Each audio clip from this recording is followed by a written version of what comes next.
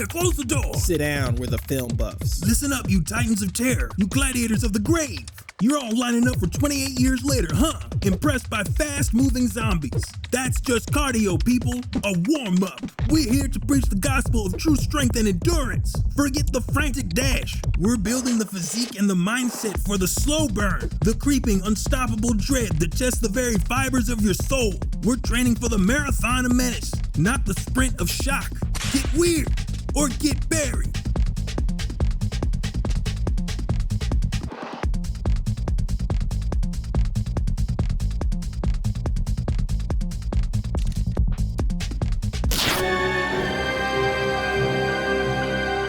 It's Night of the Living Dead.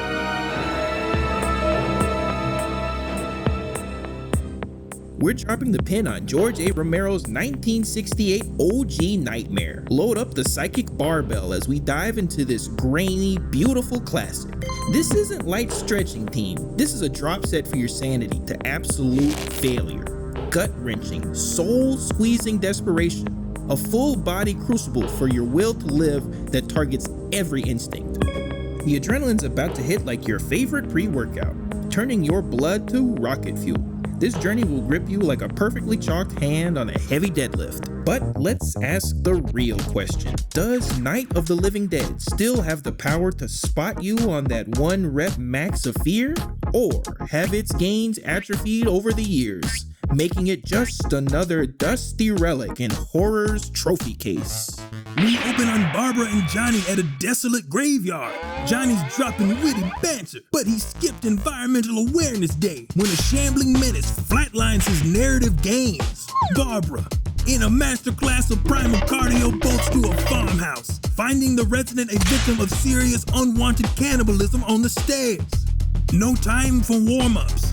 Ghouls swarm like an aggressive crowd around the last squat rack. Our main man, Ben, bursts onto the scene, built like a tank, ready to deadlift the apocalypse. He sees Barbara, initially mistakes her, but then bang! He drives back ghouls like pec deck reps, boarding windows and doors. He knows compound movements. He finds a lever-action rifle. That's a 1 rep max in defensive firepower. Inside, Barbara discovers a hidden strength training group in the cellar. Tom and Judy sprinted to the sanctuary after an emergency broadcast. Ben and Tom secure the farmhouse. Their lives depend on it. Harry, the ultimate negative rep guy, retreats to his comfort zone, complaining it's unsafe upstairs. Meanwhile, the ghouls swell in numbers. Like a creatine cycle, hit the house with relentless force. Worldwide epidemic of the undead, folks. News blares about cannibalistic corpses, mass murder. It's a global PSA. We learn, hit 'em hard, head trauma, brain shots, or fire. That's the only way. Ben, the strategist, devises a high-risk plan to refuel the truck for medical supplies. He, Tom, and Judy use torches and Molotovs on the mission, but the gas spills. The truck explodes, ending Tom and Judy's existence. Catastrophic loss of gains. Ben returns, and Harry, the ultimate barricade blocker, refuses him entry. Ben, in a primal rage, breaks through that door. Chaos erupts. Power's out. Total blackout. Like a gym with no motivation. Ghouls surge through every weak point. Harry, desperate, grabs Ben's gun, but Ben disarms and shoots him. Harry stumbles to the cellar, taking his last rep next to his daughter. Karen, succumbing to her bite, reanimates, eats her father. Pure, unadulterated, ghoulish protein consumption. Then she takes a trowel to her mother. This is primal savagery amplified. Barbara tries to hold the line with Ben, but Johnny, reanimated, drags her into the relentless tide. As the horde breaches, Ben retreats to the cellar, forced to put down the ghoul, Harry and Helen. He's making every shot count, an existential cutting phase for the undead. Sun rises and we see a posse, armed like a SWAT team, cleaning up stragglers. Ben emerges from the cellar, hoping for a rescue. In a cruel twist, a final, brutal rep of misunderstanding, they mistake him for a ghoul and shoot him down. His body, incinerated into ash. The ultimate catabolic process for humanity's last hope. A truly brutal, high-volume workout for the soul, folks. This narrative forces you to confront the limits of your own endurance. It's a reminder that sometimes, even after the most grueling sets, the final challenge can come from where you least expect. George A. Romero, our cinematic strongman, pulled off an insane feat of strength with this one. His vision, his unyielding will took approximately 8 months from concept to completed film. Think about it. 8 months to fundamentally redefine horror. That's a high-volume, high-intensity creative cycle. And the budget, you ask? Don't even think about today's inflated numbers. This entire nightmare was forged with just $114,000. That's right, $114,000. That's barefoot filmmaking. Most movies today spend more on coffee. This was a monster lift on a budget that barely registered. Precisely. Romero championed the DIY ethos, opting for practical effects, real blood, real guts, handcrafted terror, because he knew raw authenticity hits harder than any CGI. Lacking cash, he leveraged real farmhouses, creating an unparalleled claustrophobic pressure cooker. The legacy? Forget fleeting fads. Night of the Living Dead invented the zombie genre. It established the foundational blueprint for every shambling horde, every apocalyptic survival story. It ripped open society's fabric, exposing the true horror of humanity's breakdown, hitting you with profound thematic weight, thematic hypertrophy, right in the gut. And this isn't a historical footnote, lump. The foundational blueprint Romero laid, it evolved, adapted, got leaner and meaner. Think about it.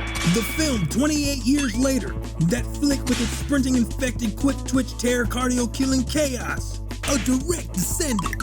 You got it, Constantine.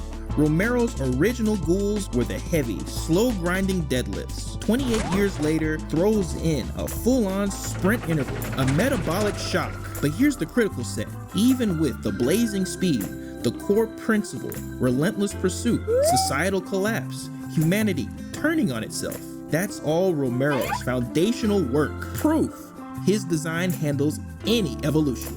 Exactly. 28 years later amplified primal desperation, twisted focus onto humanity's savagery in crisis, mirroring Romero's deepest thematic cuts with a modern relentless aesthetic.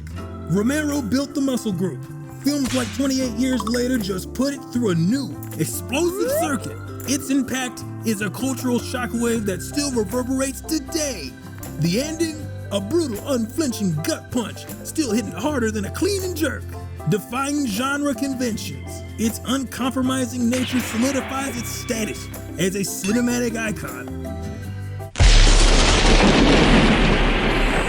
We've put Night of the Living Dead through its paces. This film is a serious mental fortitude exercise. The exploration of survival, the meticulously crafted atmosphere, and the enduring power of primal fear, a true symphony of inner development, is profound. I'd give it 4 out of 5 resistance bands. This one's an all-timer. 4 out of 5 resistance bands? It certainly earned that commendation. It's a cinematic experience that'll leave you feeling terrifyingly empowered. Swole is the goal. Size is the prize. Hold it. You think we done just cause we gave you the fattest film critique known to man and let you slide without getting a film-inspired workout routine, punk? Quit playing around and receive this high-powered fitness knowledge for your ass. Wanna be a better zombie? If I'm gonna be a zombie, I'm gonna be a zombie with a capital Z. Your jaw. It's a biological battering ram, but a weak bite just tears close. A powerful, well-trained bite shatters bones like a tiger. First, the tool. A hand gripper wrapped to simulate the satisfying resistance of flesh before the final crunch. Your stance is locked, eyes forward on your imaginary terrified target. Now the rep. Place the padded gripper between your molars. Bite with sudden explosive force. Hold that pressure. 5 seconds. Feel the power that you're cultivating. Now, the finish. Grind. Side to side. A simple bite is an attack. A Bite and Tear is a masterpiece of violence. 5 sets. The living are doing 3 to survive. We do 5 to dominate. 10 explosive bite and holds per set. Now you have the bite strength to chomp through everybody's legs and thighs. Jawbreakers don't mean a thing. All right, you ghoulish gladiator. Listen up. Any shambler can walk in a straight line. That's entry level. We're here to cultivate the sweet science of savagery. We are learning the legendary Romero roll. This is advanced head movement. It's about making your primary target that beautiful brain-filled noggin. A dizzying, unpredictable nightmare for any survivor with a shotgun. The goal is to slip, dip, and rip. Now, bend at the knees, or what's left of them. Get low. Start the figure 8 motion with your torso. It's not a fluid weave, you maggot.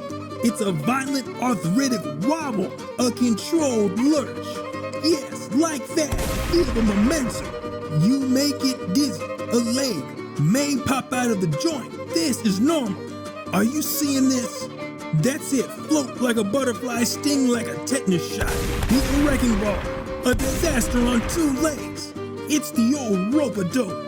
Except the rope is your own dangling ligament, and the dope is the poor sap who can't believe what he's seeing. Let them think you're having a seizure. Then bam! Seed on their brains.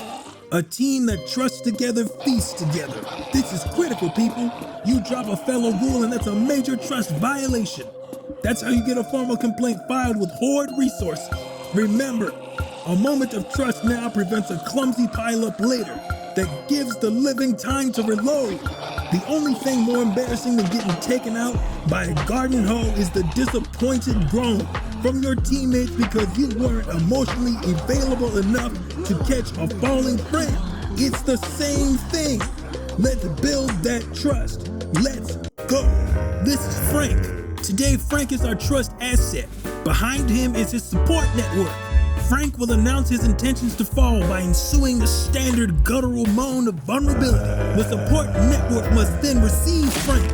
The goal is not merely to catch him, it is to create an environment of psychological safety.